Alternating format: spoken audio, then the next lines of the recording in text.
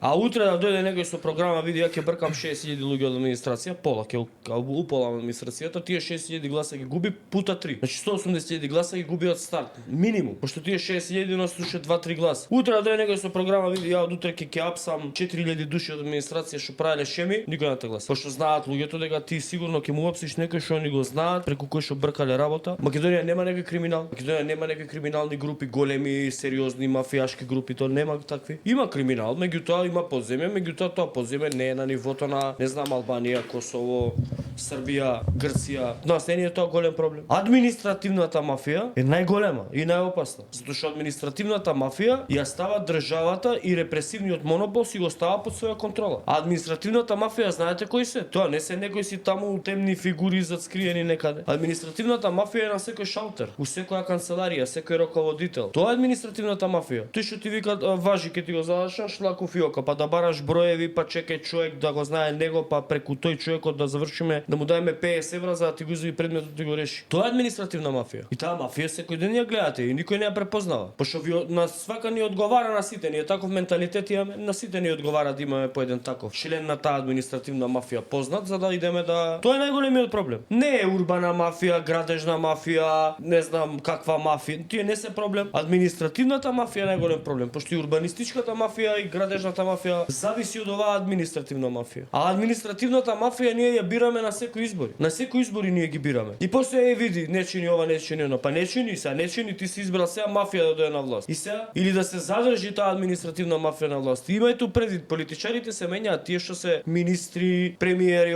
тие се менјаат. Администрацијата останува, шефчињата остануваат, раководителите остануваат. И тие после, тие раководат, тие шемаат, тие мутат водата. Кој да дојде после тоа? Ако не дојде некој на кој што ќе му текне, види, пола ги бркам, другата половина на распит. Ки има административна мафија и оваа држава ќе функционира како картел.